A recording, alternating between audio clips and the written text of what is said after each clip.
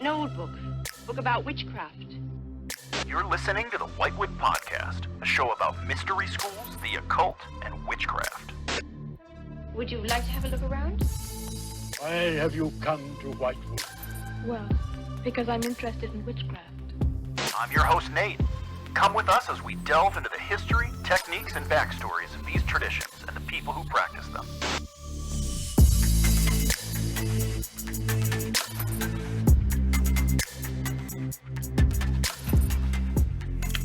Welcome back to the Whitewood Podcast. My name is Nate Driscoll, and this week we are taking a little bit of a diversion from doing like lessons and talking about like specific instructional or breaking down symbols, those kind of things.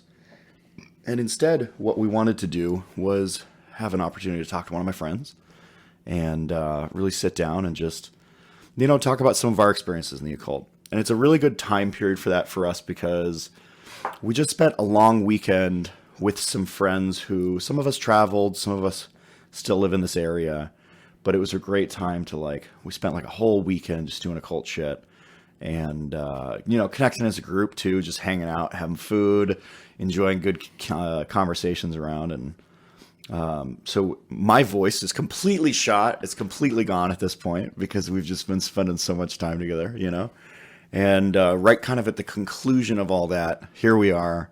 So today, I've brought my friend on, Bodhi.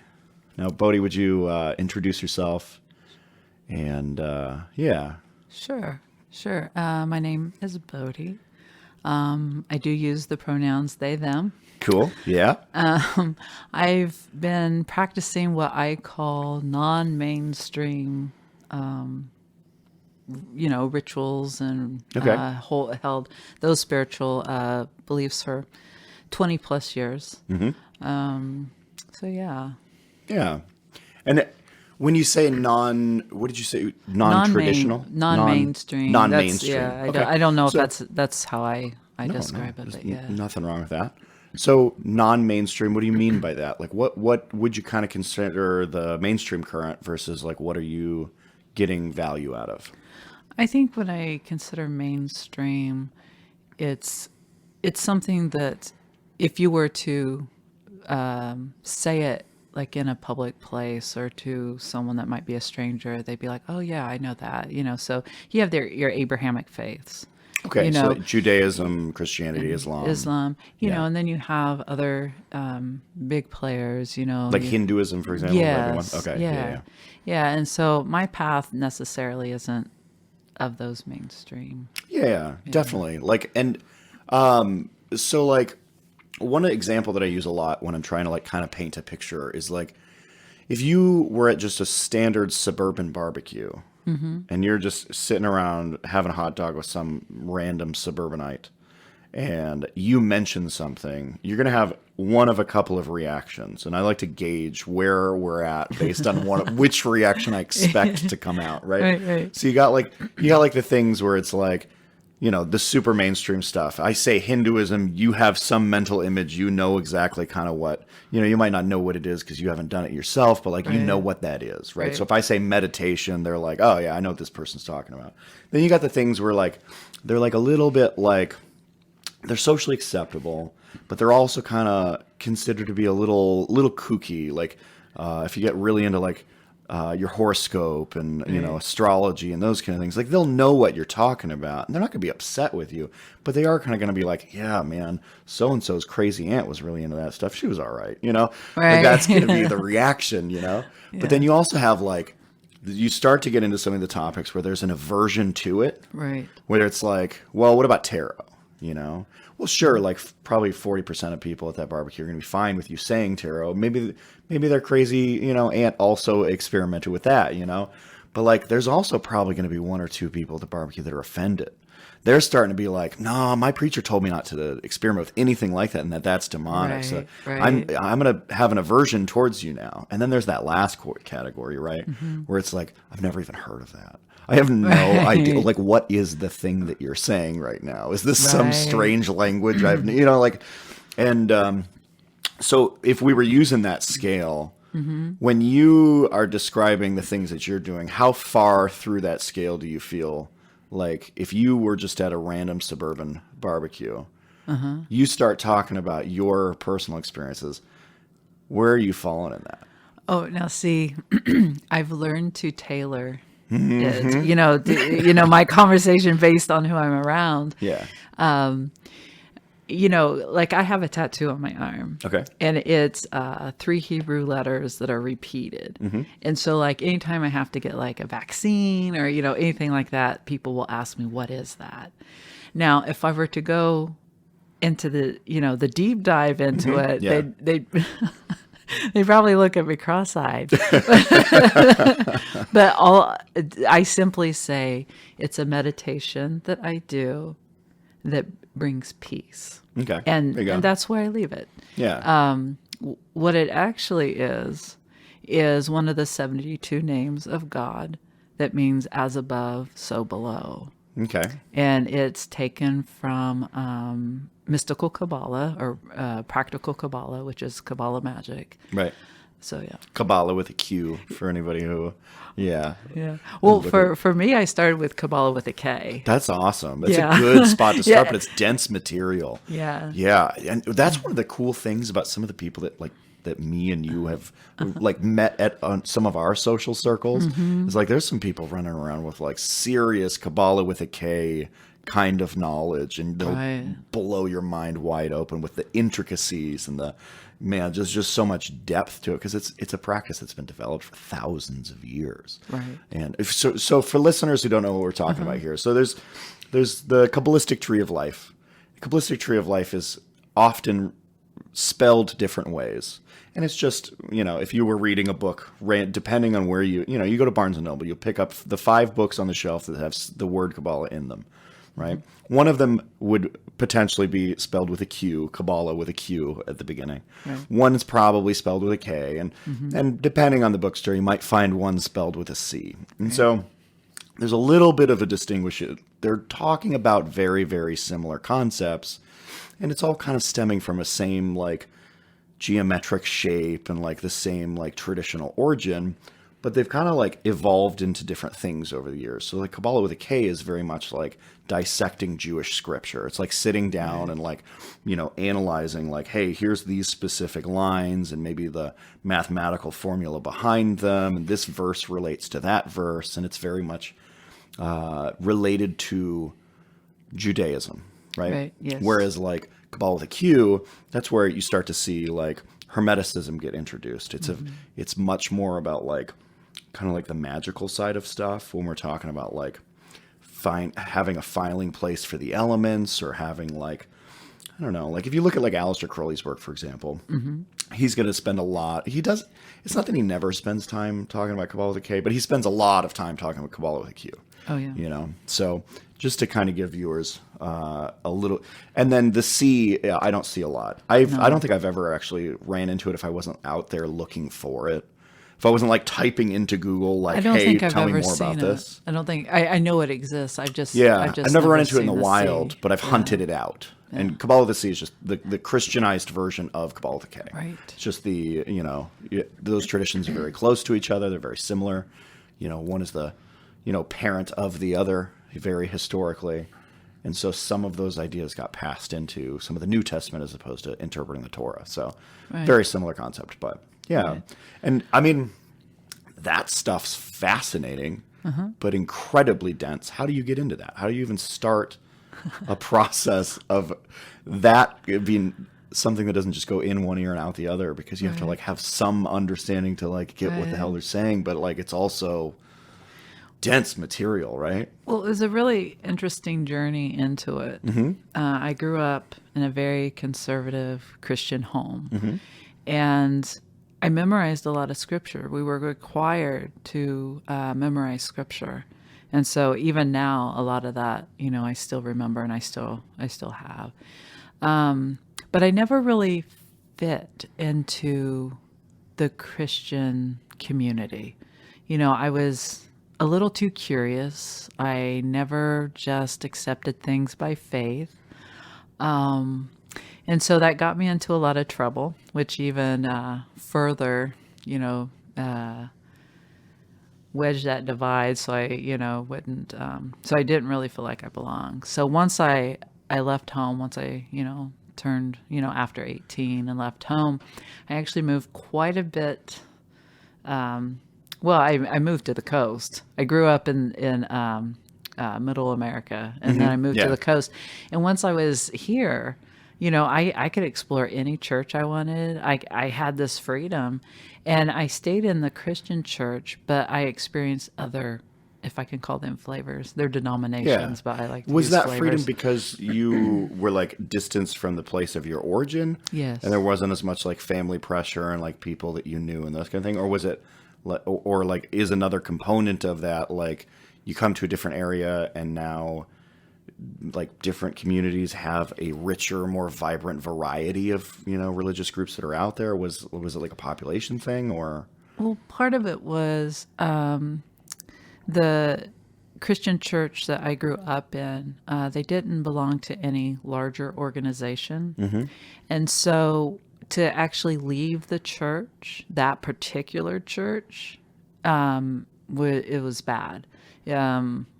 I remember a friend once going to the pastor and saying, I really want to attend this church over here. I just want to let you know there's no hard feelings. And what they were told next was almost horrific. Well, you're going to see your kids stray from Christ. You're going to fall away from Christ. I mean, just because they didn't go to that particular church.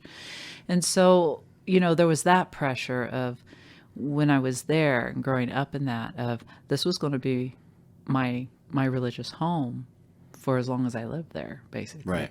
So once I moved here, yes, there were more options, but also there was that freedom to explore where I didn't have someone telling me, this is going to happen to your life, or you're going to be on a...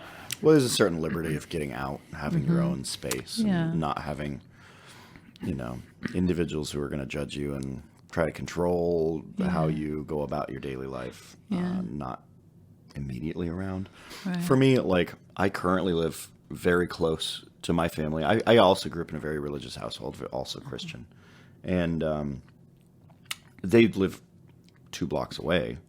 It was funny because over the years I've definitely hopped around a lot. But then when I had kids, there was a very serious safety net of having the grandparents around the corner, Right. And it didn't happen like that. It wasn't like we like decided to be right there, but we kind of organically found ourselves a couple blocks away, and we were like, what, like this is working really well, and it helps a lot to have the grandparents there. But to have your own space, to have your own liberty, to be able to get away from the peering eyes of people who would judge, or I don't know. I mean, sometimes hateful words, and I had a really similar experience when it came to disconnecting from the religious preference of my parents, where their community tends to very, very literally teach people that there's the church and then there's the rest of the world. And the rest of the world is bad. This is the only oasis of happiness that exists. Everything else is dangerous, sinful, and consumed by the devil. And leaving means you're going to experience pain and torment and sin and, hellfire. Like there's going to be like punishment for it. And staying means that you get to continue speaking to all your friends and all those kind of things. But some of that fear system created this like synthetic environment of a community where if you did start to ask questions and disengage from it, everyone kind of closed the door on you, and then you didn't have any friends because you only knew people that were in the church because you were raised believing that everybody was bad, Right. Yeah. And so once I moved here, I did try a different Christian church. It was a non-denominational Pentecostal church, and that was very different from what I grew up in, and it caught my attention. I mean, there was still the fact I was asking too many questions, and they told me that I had a problem with my faith, but it introduced this mystical aspect to religion that I really hadn't experienced before. they had faith healers. There was a history of faith healing, so I got to read these biographies of these people who came before the predecessors. And so it really opened up my mind of, oh, what else is out there? Right. This, what am I feeling here? What's this mystical thing? And then from there, believe it or not, I found myself in a Messianic church. Messianic is in like Masonry? Is that what Messianic is? No, or Messianic is. I'm not familiar with it. It's basically Jewish people who have become Christians. Oh, okay. Yeah. And so they believe that Jesus is the Messiah, but they also keep a hold of a lot of their Jewish tradition. Sure. And that is where I was first introduced to Kabbalah. And that makes a lot of sense that you started with Kabbalah with a Exactly. K. There you go. That makes a lot of sense. So that was my little road to Kabbalah. And once I started reading, especially Sefer Yetzirah, Yeah. the Zohar, all these texts, even though I was told not to because, Right. you had to be a married man over 40. And Well, I yeah, kind of ignored that's one that. of the things that's treated very differently is like when you're talking about Kabbalah decay and you're talking about the Jewish community, there's a lot of stigma around individuals who are going to study the Kabbalah that you're expected to be married, own your home, be established in your affairs, your business, those types of things, Right. and to be over a specific age because there's this idea that studying it is going to disrupt a lot of things or be overwhelming in a way where you might not be able to still get to that place of safety and resilience that is entering your retirement kind of an idea, Right. and in Kabbalah with a Q, we don't necessarily not believe that Kabbalah can be disruptive, but we also don't put up the barrier of stopping people from getting into it early Right. on. Right. Like people very much experiment with it as early as like they decide that they want to. Right. Yeah. Yeah. So that started my path. And then I was studying the Sefer Yetzirah, and then at the same time, I picked up a practice, a meditative practice from a 13th century Jewish rabbi, Okay. ostracized in his community at the time. His name is Avraham Abilafia, Okay. and it's a very specific meditative technique. And so I started with that, and just basically it just grew from there. So I had the text, I had this meditation, and I was off on my own path.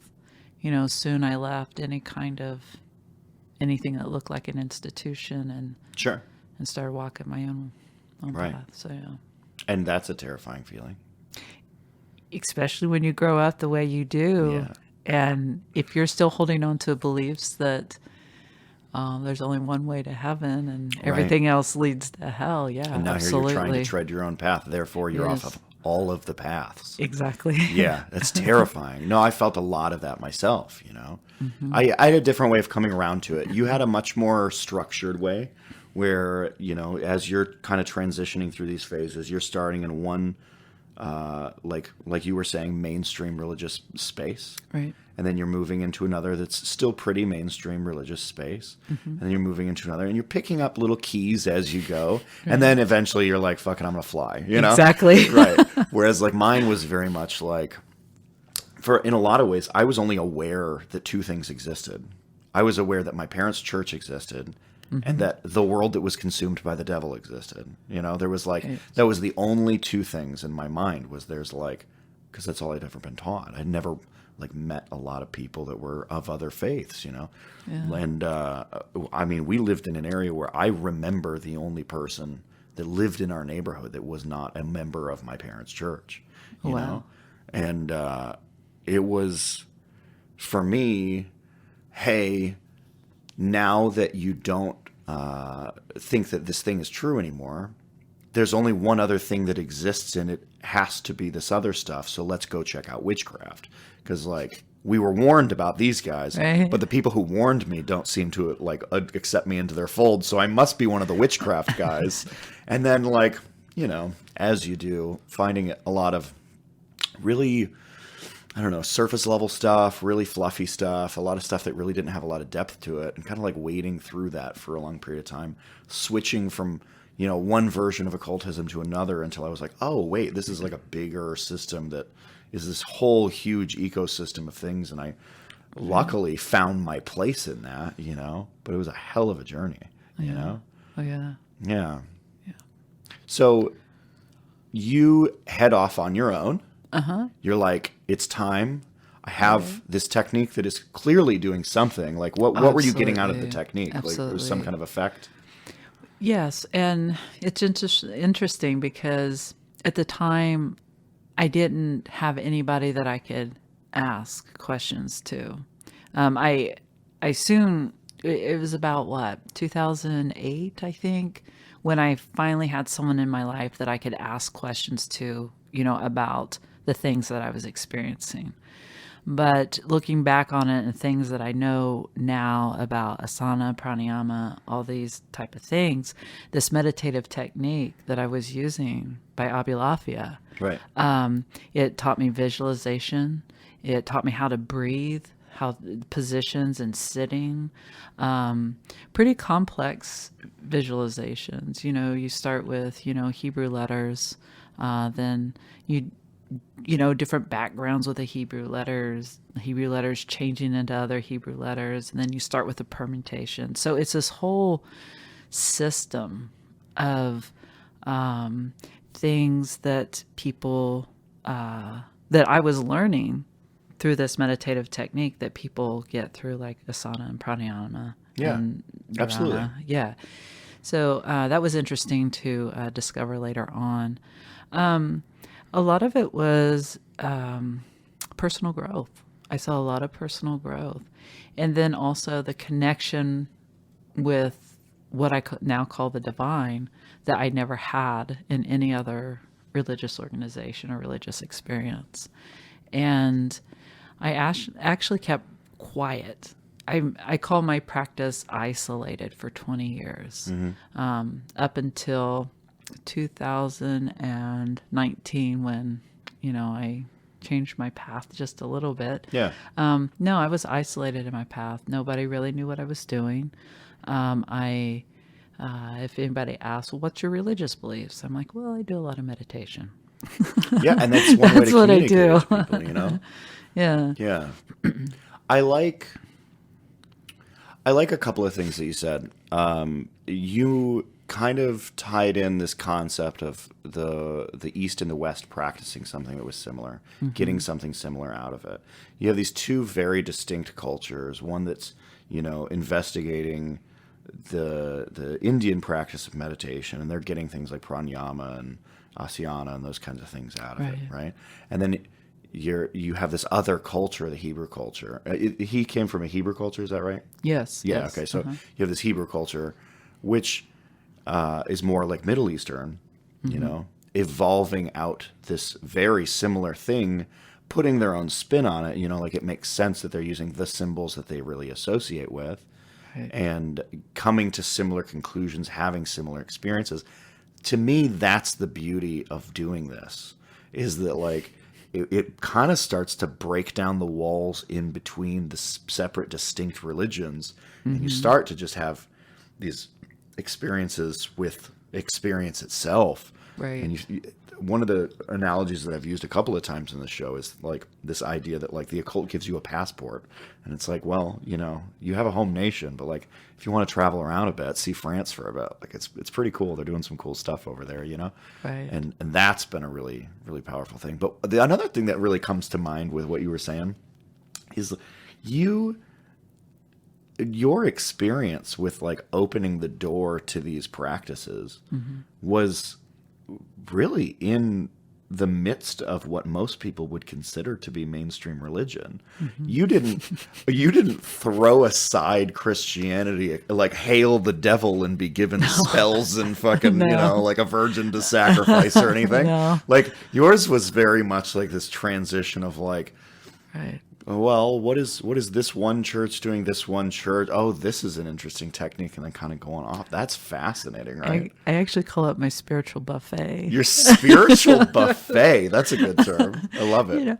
Because it's what speaks to me. It's Yeah. what I wouldn't necessarily call, or I wouldn't necessarily say I reach out and grab things I think are fun. Okay. But it's that curiosity factor. I mean, that's what's driven me ever since I can remember, even as a tiny child, is, being curious about things and where is my curiosity being fed? And then, like I said, once I experienced that mystical aspect of spirituality in the Pentecostal church, I'm like, this isn't quite my thing, but this is interesting. This is new. This is what I like, what this is doing inside. And I even today, I can't really describe it, but it was a difference. How I grew up, it was almost like how I grew up was dry and forced, and I was basically told to do it. Right. And then when I got into this other situation, I was still being told, what to do and what not to do, how to act, things like that. But then there was this almost freedom to experience this next level or this unseen part of spirituality, which is Right. what I think I had always been searching for, even as a teenager and a young adult. So, And I also like that you tied in that concept where you were like, lately I've been calling it the divine, because I was coming to a lot of the same conclusions myself, still am, where I can't come up with any other word that fits it better. But I also think it has its like it lacks some Yes. quality, because there's like something almost a little cooler than just that word that's going on, but Right. like, I think that it is. I think that a lot of these kinds of techniques and practices and the evolutionary journey that you undergo as you transition through these kind of things, that you are kind of connecting with the divine in a way. And the more that I try to place that divine within a box and define it, the more it breaks out of that box and shows me Right. humility. Because, like I'll be like, oh, well, I can define it as like this one pantheon. Or really, let's go smaller. I can define it as this one particular church. The fuck you can. And then it's like, well, I can define it as this one God. I don't know that you can, bud. And then you're like, well, what about this one pantheon? It might be more complex than you think, bud. And like it Right. just keeps expanding outside of Right. those boxes that I've been experimenting with. But it always, to me, comes back to this sense of, the technique, the practice, the symbols themselves, the building up a relationship with those types of things long term over periods, and eventually you kind of do come around to the idea that it might be the divine, and some people are really sold on that idea. I definitely am coming around to it. I think it falls short. And Yeah. one of the things that I do say often is that I will sit and do a practice. We can talk about this in a few minutes if you would like, but if I reach out, like, in my mind or whatever, if I reach out and something reaches back, and that reaching back creates a particular state or feeling or insight, then I'll probably stay with it. Right. That's that connection is what I look for in any practice that I do. And my practice has evolved, since then, and it's included other things, but that is the main thing that I look at is when I reach out, when I reach up, when I reach to the side. I don't want to think that, make everybody think that the divine is up, it No, could be absolutely. around or down. Or in. Or in, Yeah, yes, or in. absolutely. I believe that one Yeah. too. But when you reach out to it, it reaches back in a very almost tangible way. Yeah. Yeah. Yeah, when I first started experimenting with the occult in general, it was a really weird phase of my life, because I am one of those really experimentative people. I'm a very curious person. I want to take things apart, put them back together, and understand why it does the thing it does, And I kind of came from it in a weird place where I was in this very deep period of atheism. And it's weird to be atheistic, because you're like, well, I have all this proof that there is not God. But then Right. to also be like, experimenting with magic and being like, well, I don't have enough proof that magic's not real, but I do have enough proof that God's not real. You know, like, Right. it's kind of this weird like catch-22 Right. that I was in. And it was funny because like over years and years and years of experimenting with it, eventually I had to come around to this idea that like, I mean, I'm feeling a connection to something. It's out there and it seems to be reaching back, and there's effects. Yeah. And it doesn't seem to be lacking a design.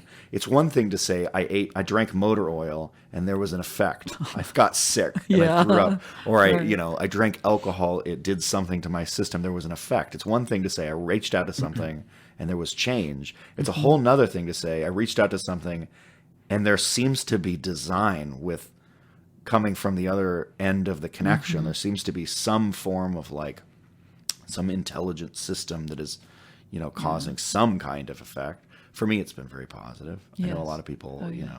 they go their own way, but And also, I don't want to belittle the fact that, in these practices too, especially when you reach out and you find that place, that's why I call it too, that place. yeah.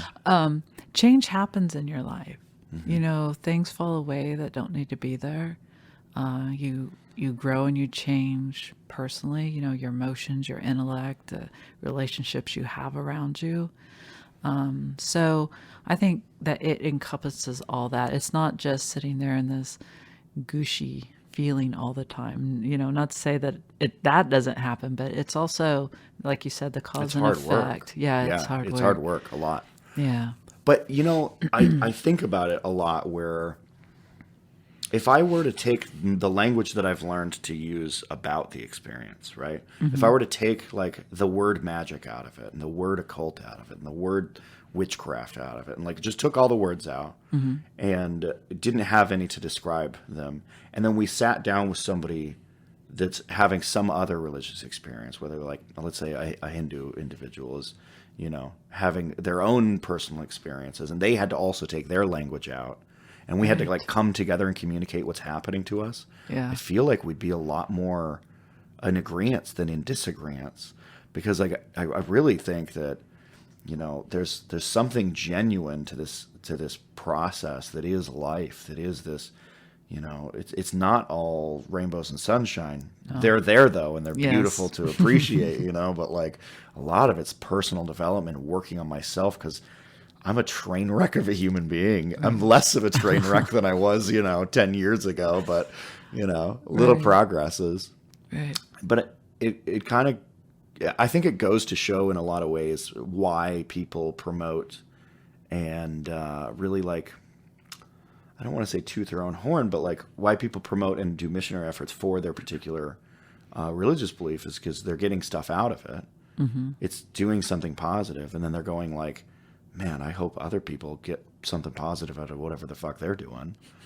And the one thing that I think that turns into a lot, unfortunately, and I don't see that as much in the occult, but in a lot of the mainstream stuff, is if I'm getting something out of this system, this practice, this scripture, this mantra, this, meditative state or whatever, then anybody doing anything that doesn't include this must be bad, mistaken, or outright dangerous. Right. And that to me is destructive, because it's like, well, whatever works. Right. Like whatever's going to build you up and make you a better person and challenge you, and like you don't get in better shape by not lifting the weights or doing the cardio, but at the same time, like being in better shape improves your life, and then there is more time to enjoy because you're less tired. Right. Kind of comes from that for me. Right. You hit on a concept that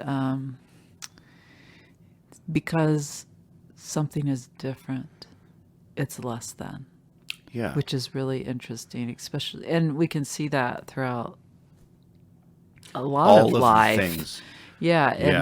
And, I remember once going home to visit my family after living in the Pacific Northwest, and I bought a salmon and I prepared it, I baked it and I put it on the table with all these sides, and they all stared at it. I'm like, are you going to eat it? No. Well, why? It has its skin on. you know, the, Right. I didn't, take it off because, that's just how that's how I cook it. That's how a lot of people cook it. Yeah, it's delicious. And because it was different, it was It's inferior considered, to it's the inferior. other It's method less than, of it's preparing not it, going yeah. to taste as good. It's Right. not, when, they had never had it.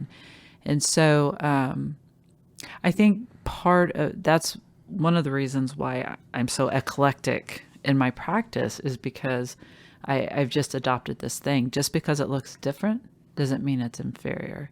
There's tests and things to Yeah. try out, but don't just throw it out because it's different. Well, and I like the recipe analogy, like the way of like saying like, well, I didn't take the skin off, but the skin is crispy, and that's part of the way that some Yeah. people prepare it, and I kind of like it like that. That doesn't make it bad. No. But this idea that everything is inferior if it is different, it permeates all of our society. I can't. I mean, think of the one big issue that you're thinking of right now. Yeah. Everyone listening is having a different experience. Think of a different one, but it's all valid for all of it. If it's different, it's inferior, But I think there's something to be said about like going about it in a different way to judge the dish, the salmon, in relation to itself as opposed to in relation to the other way that you've had salmon prepared. Right. It's not the same recipe. But can it be delicious in its own merit, in its own experience? Like, is it not a valid way to feast, to eat? Like, is it not, a delicious fish dinner, Right. So there's definitely something to be said about it. It's hilarious that we said that. I just had fish dinner tonight. It was Yeah. so good. It was so good. Yeah. Cool. Good. Well, one thing that we considered talking about for this particular episode, I think it's a really, really interesting topic, is when it comes to introducing spiritual ideas to children. Because we're both parents. Right. We're both parents of kids that are the same age Yes, they are. and identify as the same gender. Uh-huh. So we're in incredibly similar situations, Right. right? We're also both occultists. Would you self-identify as an occultist, or do you like another Oh, word? no. I Do you like a- identify as a cultist. Occultist, okay. Yes. Cool. yes. I just wanted to make sure I wasn't putting a label on you if you I haven't defined spilled it differently. all of my practices, but yes, yes, yeah. I am an occultist. Yeah, for me, it's one of the best descriptor words. That's the one that most people are going to be like, oh, I know what you're talking about. Right. There's some other descriptor words for me where you'd be like, okay, I'm going to say this word. I'm a Thelemite. Now I have to explain to you for 20 minutes what that means. Right. So let's get ready for this conversation that I, had to prompt. But we were talking about how me and you have taken kind of drastically different directions as far as introducing kids to spiritual concepts. You are obviously based on a story that you told, which is what kind of like spawned this, this curiosity of mine. You're obviously exposing them a little bit more to it because you were telling this story about one of your kids, like, doing some kind of spiritual practice, getting something out of it, and like, hey, look, I did the thing, Right. Right. Right. And then for me, I really kind of, not in a hide or shame kind of way. I tend to recluse away from that and to like, I do my spiritual practices every single day, but I do them in the back bedroom with the door closed. Right. And it's not like if the kid ever hit the age where he started to be like, Dad, why are you doing that I wouldn't answer the questions. But for me, I've kind of like steered it into the other room. And I've got reasons for that. And some of them are my own trauma and my own weakness and my own experience with like Right.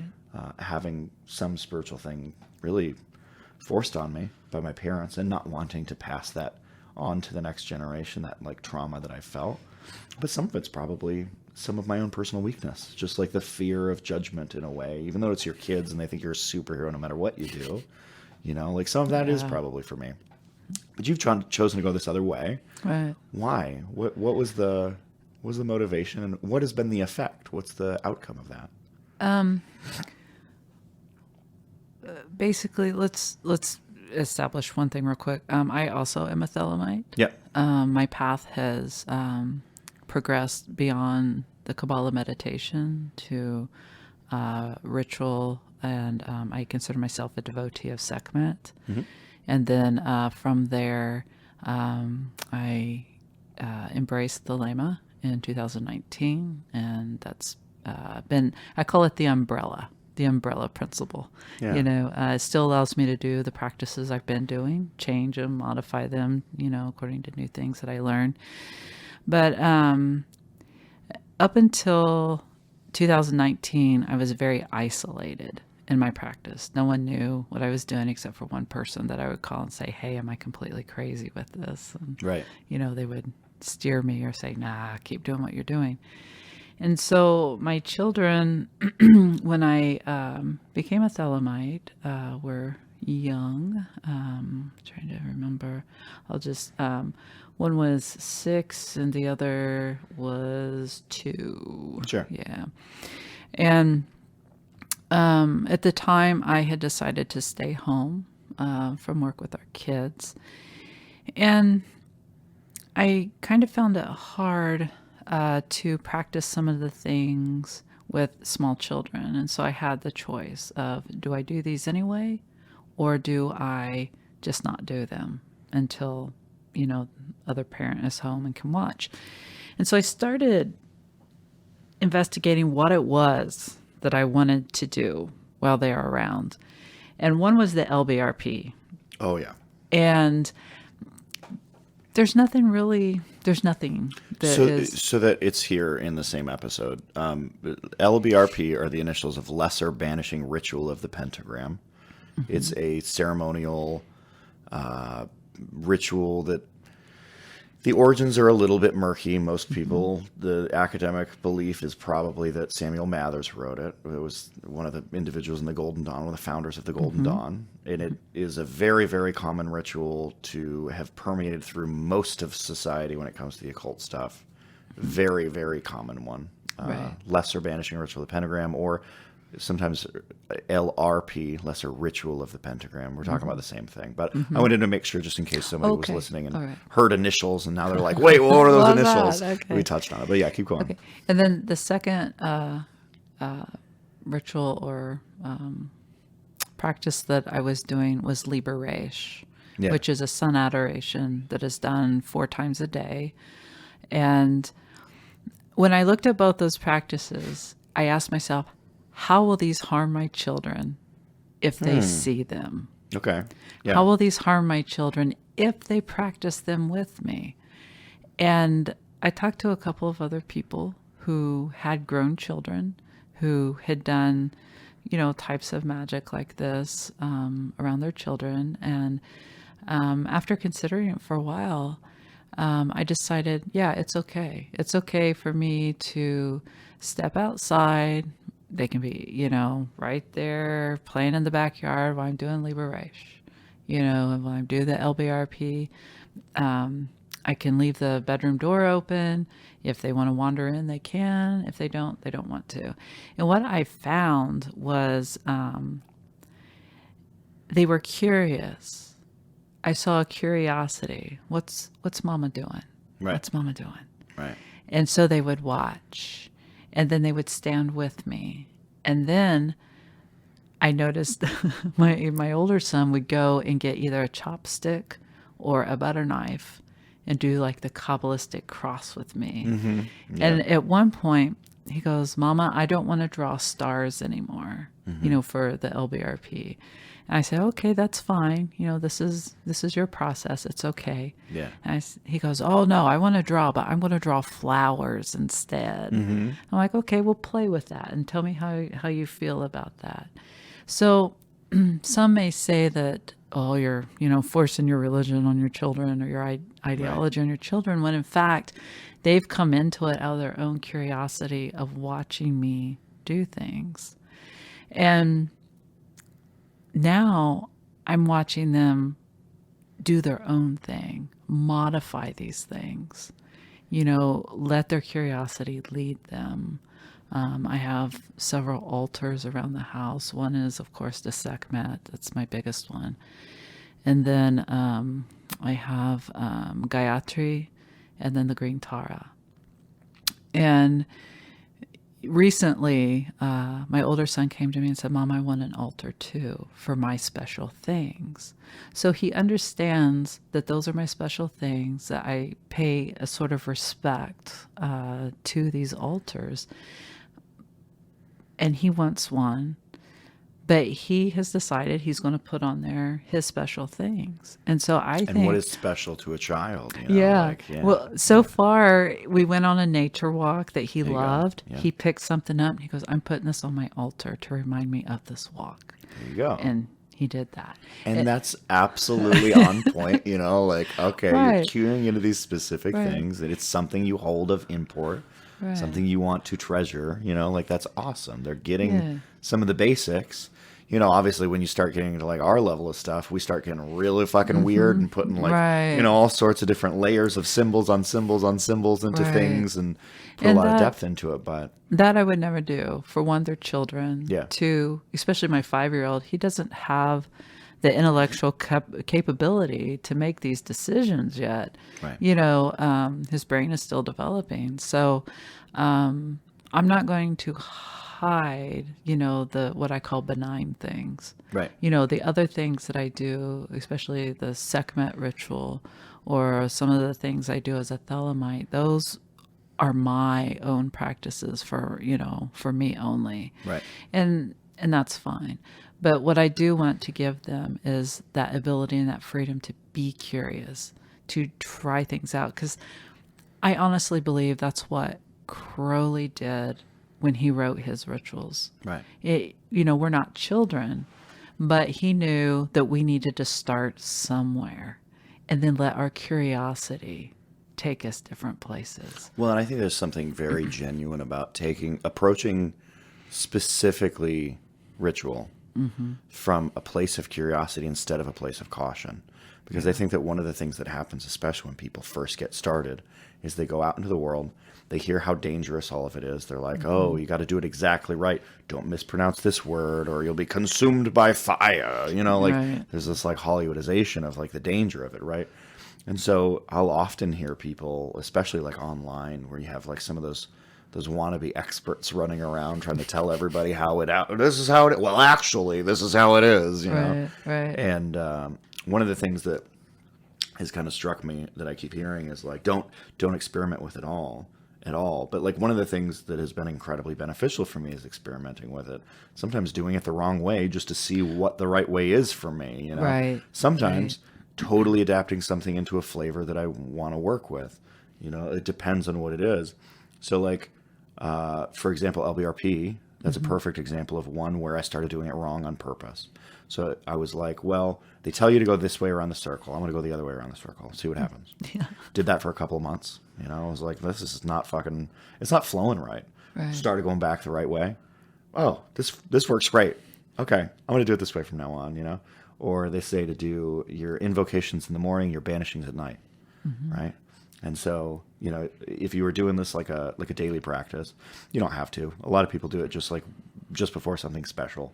But if you were going to do a daily practice of doing it twice a day, they generally suggest wake up, do invocations, and then when you're about to go to bed, do your banishing, right? And so I was like, fuck it, I'm going to do the banishing first thing in the morning, the invocation, and I kept finding like I was groggy and terrible all day, and then as soon as I got into bed, I couldn't sleep all night. And, like, everything was all out of whack, and my energy got all weird. And so it gave me an appreciation for why we do it the way that we do it, you know, because I broke it in order to figure out how to put it back together, you know. Right. Or Resh, you brought up Resh, and one of the things that I've been doing for, I'd say I'm probably at like month 4, maybe month 5. Is I've been really curious on taking my ritual practice from one flavor into another flavor. And so I worked really, really heavily with a lot of Egyptian stuff, but then I started to kind of like cue into some of these Greek concepts, and I was like, okay, well, I want to kind of play around with Greek stuff. And so it's easy to do that with LBRP. There's a set of instructions on how to change its flavor, but there's not for Resh. And so I sat down over the course of, a couple of weeks, and I wrote a Greek version of Resh. So instead of like nice. hailing Ra and hailing, Ahathor and those kind of things, you're hailing Helios. And like, what does that change in the ritual? Well, first off, Helios doesn't ride in a bark, in a boat. Helios rides in a chariot. So now that's changed kind of like where the other characters within it are standing. So now, you know, you kind of have to like, well, what is the purpose of someone standing at the front of the boat instead of the back of the boat? Right. Because like one of the things about, you know, Resh is, you know, that there's a specific character before you and behind you because they're doing different jobs on the boat. Right. And so like, you know, one of the things that I did was, you know, incorporate this concept into like, well, if they're in a chariot, you know, and in the other version, the Egyptian version, you know, they're doing like it's Thoth, so it's a very specific god. Well, there's kind of a Greek Thoth. There's like Hermes. Like I could take Hermes and plug him into that kind of a spot. And so it ended up being something that I like really experimented with, and it's been a very interesting experience for sure to see the validity of experimentation and curiosity when it comes to ritual. You know, one thing that I think is really valuable about what you're saying right now is that you're encouraging these children to maintain that curiosity, and you're I don't want to say green lighting or giving permission, but in like some way you're sending a subtle message that when it comes to your life, when it comes to your spirituality, when it comes to those things, it's okay for you to be curious. Yes. And it's okay for you to change things up to see why. Yes. You know? Right. Because it's interesting because my younger son has, you know, lost interest in, you know, like the LBRP Sure, and yeah. in Liberation, which is fine. It's absolutely fine. And a couple of months ago, though, because I also do a couple Tibetan Buddhist practices, he said, "Mom, I want beads like yours. I want to sit and say those things with you." And so I never forced it on him. I've never, you know, offered him any kind of reward or punishment if he did or did not do that. But he's curious as to what I'm doing. And so, yes, we celebrate Christmas. Yeah, we do. Yeah, totally. We totally do. We're opportunistic, I guess. Anyway, but, you know, I'm going to put a little strand of mala beads, you know, in his stocking. There you go. You know, That'd be gorgeous. yeah, I'm going to make the mala myself. And, you know, and so then after that, we'll be able to sit and I can teach him, you know. Actually, probably, I know how good you are at making those beads because you gave me one time, Yeah, and I love I made it. those I use it all the rosaries. time. Yes. Yeah. That's funny. Yeah. Yeah. So you know, my main purpose is not to have my children, their spiritual beliefs to look like mine. I don't want a carbon copy of a No, child. I want to liberate my child's life. Yes. If that yes. means that they choose a different path from me, that's liberation. Exactly. And that's fine. Yeah. But and that's the thing that I struggle with a lot, because like I did come from a really toxic home when it came to religion. You know, there were parts that were in balance of my childhood, but religion was most definitely not one of them. You know, and I don't want to like force my child to be me, Right. because they've tried to force me to be, and it caused a lot of pain still into my adulthood. You know. But I think you're right. There's something about the way that you're describing going about it that seems in balance. It seems like I could get behind kind of what you're suggesting. Yeah. That you're doing. You know. Yeah. Yeah. That's fascinating. Yeah. So, all right. So you've done. You've eventually found yourself in Thelema. You had that launching off point of, you know, kind of embarking into the nothingness with only this one, you know, technique that was giving you value. Where were some of the stops that you went along the way, and like, what did that look like? Oh,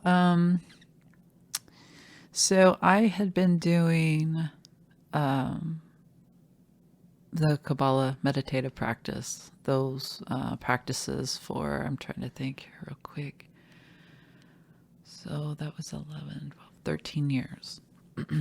And then I had a friend who was opening her own incense business. And I was trying to support her. And I usually got one of two incenses. But when I went to the Occult bookstore to buy another thing of incense, I noticed she had another one. And that was the Sekhmet incense. And I'm like... So was it you were seeking out incense because were like using it in a meditative kind of concept? Were you like burning it for the meditative space? Right. Create a meditative space. So I was doing this meditation, and it was all visualization, posture, movement, different things like that. And when the friend opened the business, I thought, well, what would it be like if I added incense? Right. And I liked it. And so as I needed it, I would go and her particular brand of incense I loved. And I found one. I'm like, well, who's Sekhmet? And I turned it over and I'm like, well, I have no idea what a powerful Egyptian warrior goddess has to do with this Jewish Kabbalah technique that I'm using. Right. But oh well, let's try it and see what happens. I mean, I'm curious. I'm going to try it. Yeah. And when I tried it, I had one of the most profound experiences. I call it a death and rebirth.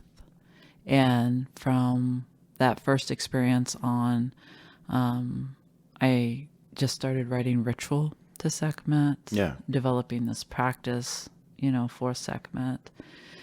And then from there, that's when I, in 2019, walked into my Thelemic community and, just became a part of that. Yeah. Since walking into the Thelemic community, it's interesting because I was introduced to a lot of different books when I walked into that community.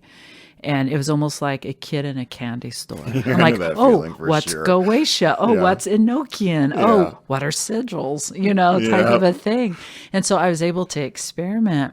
And not everything stuck. I didn't continue to do everything. I didn't, chase something to the end. If it didn't feel right, if it was, kind of, scratchy. I'm like, things nope. work for different people, and that's definitely a thing. You'll find techniques or even just the whole schools of thought that you're not, that they don't vibe for you. That's okay. Right. So, but what has stuck is I'm a sigil artist, a sigil magician. And also, I regularly do 2 Tibetan Buddhist practices, Chod and Tonglen. Tonglen is a type of meditation, and Chod is also a type of meditation, but it is more of a healing type of a practice. That's cool. Yeah, so that's awesome. So those are the things that I've picked up many things, but I put a lot of things down and just kept those things. Like I said, I reach out. And when I feel that connection, when I feel that, this, then I keep it. And like you were talking about how there's like different types of things that are in that bookshop that is, you suddenly find yourself in some kind of an occult community. Like we might be in ours, but I'm sure other people are having very similar experiences when you're talking about, I don't know, like Rosicrucianism and, or what is that called? Was that the right word for it? I don't think it was, but, like let's say like Golden Dawn work, like that kind of stuff, or maybe like the Hoodoo community, doing like, or Santeria or Wicca, or like any of these kind of communities. When you start to like find yourself within a fold and a family that really vibes with you, and you're like, oh man, like this has the components that I need, that are developing me into a better self, Right. When you have that experience where these people have been in the community for so long that they've collected up the million different books that are all really interesting and the million different talking points. And it's kind of like overwhelming a little bit, but it's kind of like also exciting because you're like, I have no idea what that is. Show me, like, how do I do that? See. That sounds really cool. Let me borrow this book. Right. But you find yourself vibing a lot more with one thing than another thing. And that's not invalidating to your other friends or family members' experience. It's just that different people need to develop in different ways. Different people are already developed in one way and underdeveloped in another way. And in order to be a whole, healthy individual, you find yourself.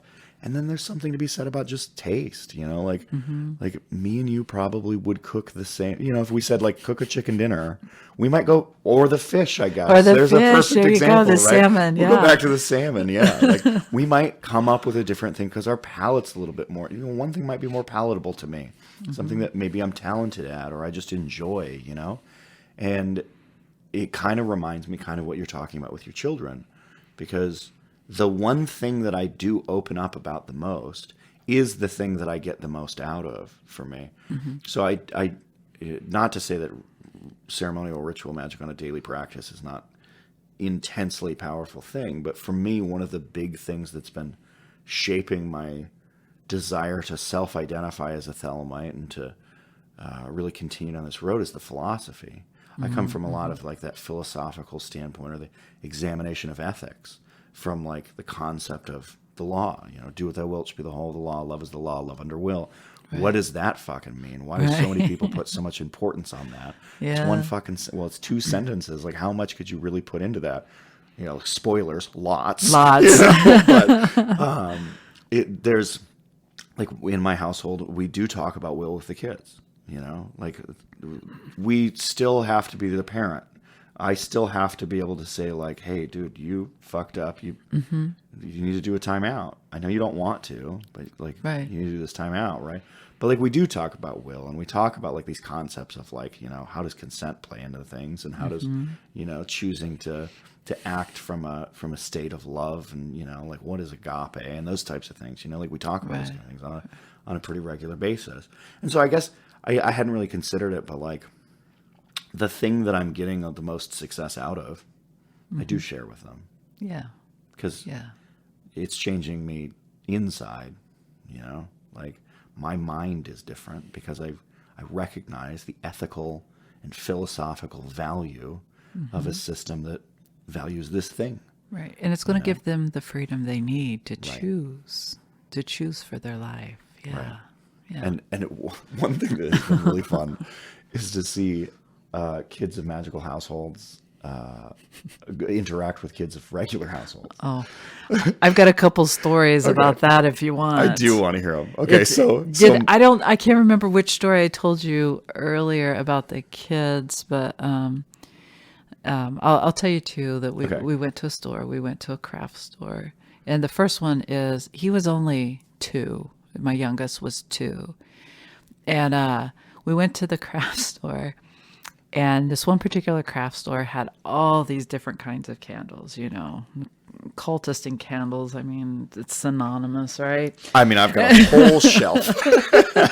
Only a shelf. I know. I'm going to get kicked out now. No one wants to hang out with me. You better edit that out. No, I'm teasing. But, he's standing right beside me. I'm gathering candles. It was like 5 seconds. I look down, he's not there. I'm like, oh, crap, And then all of a sudden I hear, oh, and I'm like, doing LBRP in a he's store. Doing the Kabbalistic cross with a 12-inch red taper candle. He has it up to his forehead, God, that's adorable. And he brings it down and smacks the front of his diaper. Oh, he's just sitting there doing it. And everybody's looking at me, and I'm like, there's nothing to see here, y'all. Just go ahead, Yeah. But and then the second one is my older child, same craft store. I'm really surprised they let us back in. Yeah. No, but it was around Easter, and they had different displays up, and I'm looking at something. He's right there in my eyesight, and I'm like, what does he have? And all of a sudden I hear, Mama, why are these swords so weird? And I look over, and he has an inverted cross, and he's just waving. Why is your sword so weird? And he's waving around his head, and I'm like, put that down. He goes, these aren't even sharp. Do they have a Thelema's here? Oh, and I'm just like, again, nothing to see, folks. Nothing to see. Just go get your sequins and your special markers. Yeah, So, But no, there's that. There's been other things along the way that, you can tell that our household's a little different, Right. But I think with my children, and I would just like to add this too, especially with being a parent, and you have to help guide this little one who can't quite make some of the decisions by themselves, or, they're not able to, they're... My kids would play in traffic if I let them. So yeah absolutely. Yeah. And I think one of the things that I've learned early on is not to discipline according to personality conflict. Like, we were at the zoo, and my youngest one stood up. He had his little chicken tender, and he started waving it around and singing this chicken wing song. Okay, yeah. Really loud. And to me, I'm just like, shh, and I'm like, no, there is nothing wrong with this child singing, with his chicken tender. He's happy. He's making up a song. Do not tell him to be quiet. That's basically what the thing I came to, because, as adults, what we're trying to do is just unload all these things, these labels, these rules, these things that were, given to us as a child. You figure out the script of society. Yeah. And then you feel this weird pressure to abide by the script. Yeah. And like the reality is, like, there's very important times to abide by the script. You've been given some fucking lines. Right. There's some rules. Your blocking is enter from stage left. There's sometimes that's an important thing. It gives life structure and it keeps our society together. Right. But then, like, if you learn too much of the script, right, then you find yourself like, hey, stop having fun. No, it's okay to have fun. It's okay. Why is that a problem? And you find yourself coming around that. One of the things that my kids have had experiences with, being of a magical household and then talking to other kids, is that my youngest came home one day. This one is kind of sad. My youngest came home one day, and some other kid on the playground told him that, like, Jesus told him he's going to hell. Oh, That, like, yeah. my dad, my kids coming up to us like, who the hell's Jesus? And why does Jimmy say that Jesus created the universe and now we're going to hell because we're different, And the funny thing is like, these kids don't really, like, do anything. They're just like, they just don't go to church. Like, that's, like it's one thing if the kid was, and not to say that this would justify it, but, like, it's one thing to say if they were swinging around the red candle and doing, like, like,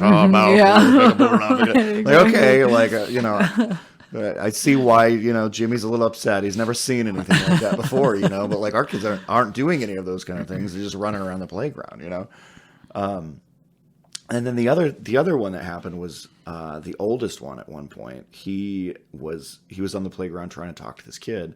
He's just, trying to communicate with him. And the other kid wanted to, like, I can't remember. He wanted to, like, do something that was mean in some way to some other kid, to, like, force him to do something that he didn't want to do. And my kid goes, well, we can't do that. It would violate his will. Because we talk about will, right, like, right, in our right, household. Right. We talk about those kind of things. And the other kid was like, violate what? We would do what? and my son's face turned to this, like, are you fucking dumb? Look, like, he had this look in his eyes like, you don't know what will is? Like, how have you missed this by now? We're 9. It was the funniest thing. And the reality is, like, most kids probably don't grow up in a situation where your parents are like, hey, here's the ethics of will and why it matters, Right. But yeah, man, it's got to be an interesting experience for them. I hope that they come out. Part of the problem is I don't know a lot of people who have, like, second generational, like, magic interested people. Yeah. I don't know a lot of those. Yeah. A lot of times it's a single individual that chooses to step away from something, and then they, and then their kids are well-adjusted and healthy individuals by all means, but then they go off and do their own thing with their lives. And it's really common. and that's what we want. I mean, we want Absolutely. them to do what they need to do with their lives, and not be that thumb on them that says, no, you have to fit in this mold just like me. Right. Yeah. Because then it would just turn the whole cycle on itself. Yeah. Yeah. It wouldn't be good. No. It would kind of self-defeat the purpose, wouldn't it? Yeah. Okay. Well, are there any other topics that you, off the top of your head, you want to do? I don't know of any off topic. So, just to make sure that everybody knows and that you're aware of it as well. Oh, sure. We have an email address. It's guest@whitewoodpodcast.com. And basically the way that it works is that email box goes to me. That way we're not giving out any of your personal information. But if somebody would listen to the episode, they wanted to speak to you because they were like, oh, hey, that was a really cool thing. I want to hear more about that. Or if they wanted to, just pass along, hey, I really loved the episode and this was awesome. they can always reach out through that. I'll pass it along. Just make sure that if you send something to that email address, you let me know which episode that you were listening to, because it's all one guest at whitewoodpodcast.com email. There's no like specific individuals. It's a single account. And then if anybody wants to reach out to me, request specific individuals to come on the show, topics that we could dive into, different like symbol sets, those kind of things, you can reach me at nate@whitewoodpodcast.com. And yeah, so I hope everybody had a really good time with the episode. I know I had a really good time, doing it. It's crazy because when you first hear it, you're like a whole hour. However, will we manage to pull that off? Yeah. But then, that was an hour and 10 minutes. Oh wow! And, wow, it flies, doesn't it? It does fly. Shoots by. Thank you. I'm really happy that we got to do this together. Thank you. Awesome.